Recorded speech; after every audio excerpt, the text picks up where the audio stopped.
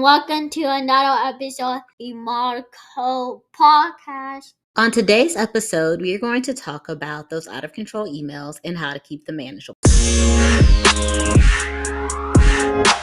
It's happened before. You get an email, you say, okay, I'll come back to it later. Then you get another email, I'll come back to it later. Next thing you know, those 2 emails have turned into 2,000 emails. And at that point, you're just like, I don't know what to do with these anymore. And I don't feel like dealing with it. So I have some tips today to help you keep those emails manageable. Well, first, to get them under control, because in order to get something manageable, you need to get it under control. First of all, if you have 2,000 emails, the first thing that you need to do is either set aside time to go through and clean out those emails, or either hire someone to clean out those emails and go through that for you. But one way to definitely get emails under control is to unsubscribe from stuff. I cannot tell you how many emails a day that I get from stuff that I've signed up for, either because I wanted a discount on it or there was something that I wanted to download. And of course, you have to give them your email address to be able to download it, or to get some type of freebie or something like that. All of those emails that I am subscribed to,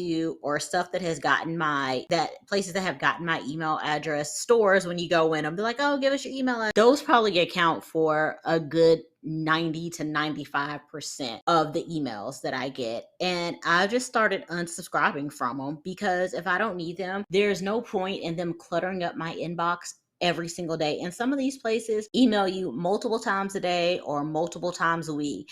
And if you've ever subscribed from anything, you'll know sometimes when you go to unsubscribe from it, it'll say, you'll click the unsubscribe button, and then it'll be like, why do you want to unsubscribe? And they have a selection for, I'm getting too many emails, or I didn't sign up for this. And then sometimes you'll click on that and it'll take you to the next one. It's like, well, receive fewer emails. Only email me once a week. No, email me no times a week. I don't want anything else from you. So unsubscribe. That is the first step. And there are programs that will actually unsubscribe certain things for you. I prefer, well, not unsubscribe certain things, but that will actually unsubscribe from your emails for you. I prefer to actually unsubscribe from them myself, just to make sure that what I'm unsubscribing for is actually what I intend to do, and that it's not taking away something that I need. So that's number one. My second tip is to set aside time to check your emails. If your emails are starting to pile up because you frequently forget to check them, or you just don't feel like checking them, then just set aside time to check them. And this will definitely be helpful for when you're starting to try to get your emails under control. Give yourself 10-15 minutes each day just to go through and delete emails and unsubscribe from those emails to help you this is to help you get it under control. Once you get the emails under control into a manageable level of where you're down from 2,000 to, I'll say, 200. Those 200 emails may actually be emails that you did need at one point. They're probably not relevant anymore, or that you may need to keep as a reference or something. I know a lot of times I keep emails because I'm like, I may need to go back to refer to this, or if it's something to do with my business, with my son or his school or anything like that. Like certain emails you do want to keep, and that's understandable. But instead of keeping them in your inbox and keeping them on red, let's create a folder for them.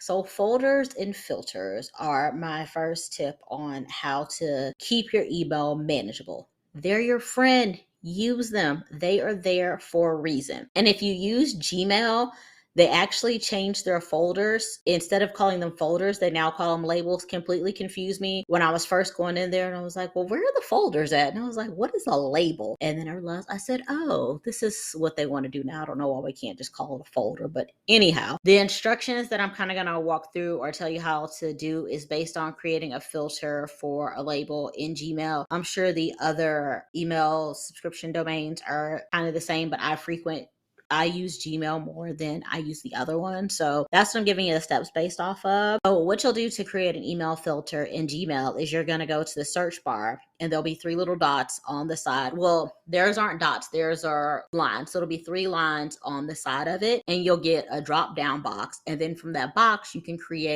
choose create filter. And the filter gives you, when you choose create filter, it gives you a lot of different options. It'll say from, to, subject line, certain words in the email. You can click on any of those to create your filter. And as I said, I recommend definitely doing the email address as one. And so if you put it in there that the email email address that you're going to create your filter from what the email address is.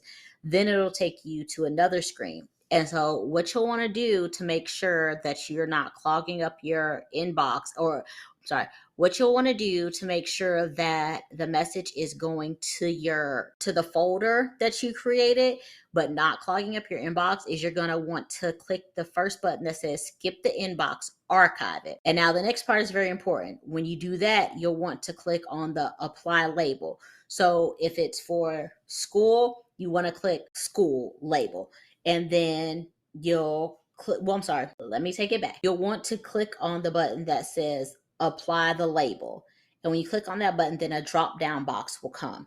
You'll want to click on the school label so that it's there. And then you'll click and then you can click on the school label, or if you need to create another label for it, you can create another label for it. So now that the email has skipped your inbox, it's not unread, it's still there, but it's just not sitting there cluttering up your inbox. You will have to remember to go and actually check your folders. So please remember to check your folders if you're doing the part where it says skip. And also another thing that you can do, so let's say that you have unsubscribed, because this has happened to me before. I've unsubscribed from something, unsubscribed from all, and I still get emails from them. So something that you can do is that you can say, if it's coming from this email address, you can set up a filter for it to automatically be deleted. So you won't even have to see it, and you don't want to see it because you tried to unsubscribe from it. You can also star stuff, or you can flag it.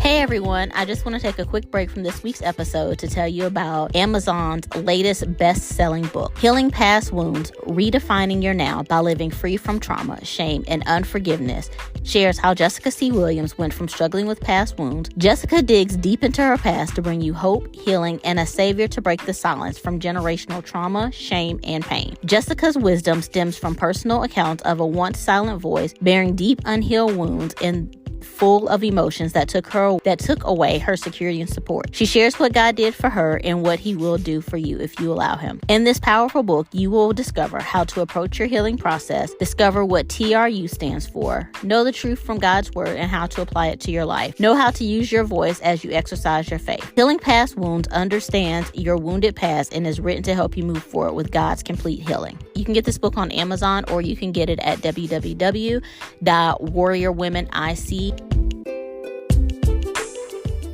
So another tip is something that I actually myself just discovered. It's called the 4Ds. And I saw this article on LinkedIn, and it talked about the 4Ds of email management. And so the 4Ds are delete, delegate, defer, and do. So delete, simple as that. Delete what you don't need or what you've already taken care of. Delete the spam emails, the coupon emails that have probably already expired, or that you have no intentions of using. I know I used to be really bad about this with certain places. They would do for birthday, you would get the coupons. Now you get literally like the day to do it. Some of them maybe the day before and maybe the day after, but that's it. You don't get the whole month anymore. So if your birthday is already passed, or if you know that there's no way you're going to be able to eat at 15 different restaurants in one day, go ahead and delete that email. My next D is delegate. If the email is not for you, then let the person who handles it know that they need to handle it and move on from it. Don't just sit around and spend time on the email that you know you don't have the tools or that you're not equipped to do it with. The third D is defer. So if it's an email that you need to think on, or that you need to complete a task prior to responding it, flag it and then come back to it when you're ready. And if you created folders, then you can put it in the follow-up folder, but don't leave it unread. Flag it or move it.